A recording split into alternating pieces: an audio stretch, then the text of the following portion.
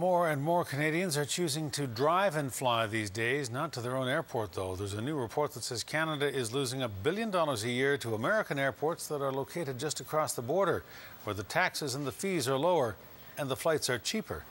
CTV's Jet Bazzi has the story from Nanaimo.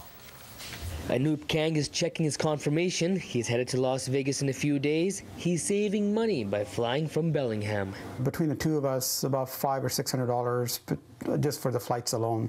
He's not alone. A Senate committee report on airports says that millions of Canadians are cross-border flying, and close to 1 million Canadians use Washington state airports over those in BC.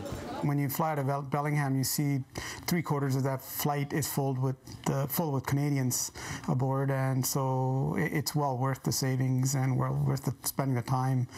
Good afternoon, Nanaimo Travel. Louise books many of her clients to fly out of Bellingham and says her clients want the best deal. Only one has to look at the savings to understand why. A family of 4 headed to Hawaii can save more than $1,400 flying out of Bellingham instead of Vancouver. It's very difficult to sell to our clients. They don't want to pay that kind of money, and I don't blame them. It's the high taxes at Canadian airports that are forcing travelers across the border. Anyone that has got the ease of getting to Bellingham are going to go out of Bellingham rather than flying out of Vancouver.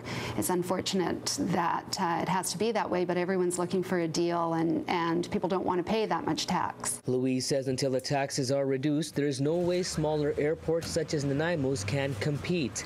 Many local travelers bypass the airstrip and head to Comox or Victoria to jump on direct flights. The airport, Air Canada, they have to somehow come up with some sort of a solution to make it more price conscious to fly out of Nanaimo.